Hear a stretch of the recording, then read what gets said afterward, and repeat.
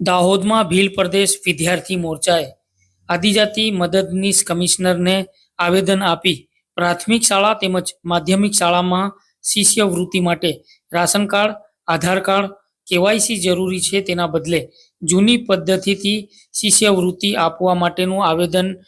મદદનીશ આદિજાતિ વિકાસ કમિશનરને આપવામાં આવ્યું હતું, જેમાં જણાવવામાં આવ્યું હતું કે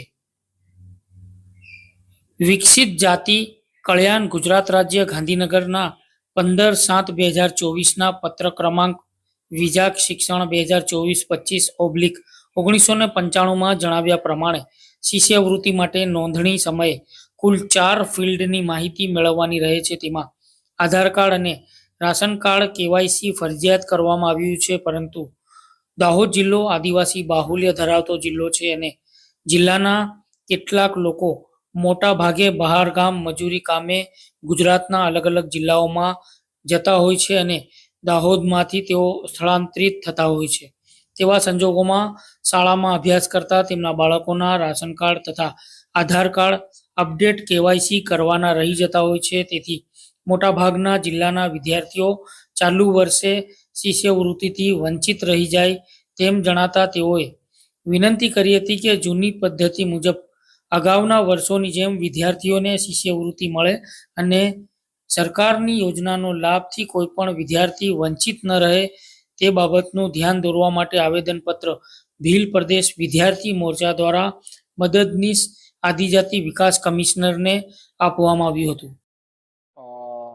આજે આદિજાતિ કમિશનરને ઉદ્દેશીને જે પાછલા દિવસોની અંદર જે સરકાર દ્વારા જે ગાઈડલાઇન્સ આપવામાં આવેલી હતી 1 થી 8ના જે વિદ્યાર્થીઓ છે પ્રાથમિક શાળાના એમની રેશન કાર્ડની અંદર કેવાયસી કરી અને પછી જ સ્કોલરશીપ મળવા પાત્ર રહેશે એવો એક સરકાર દ્વારા હુકમ કરવામાં આવ્યો હતો. તો અમારે આદિજાતિ કમિશનર દાહોદને રજૂઆત કરવા આજે આવેલ છે, જેની અંદર અમારી દરખાસ્ત છે કે અમારો દાહોદ આદિવાસી વિસ્તાર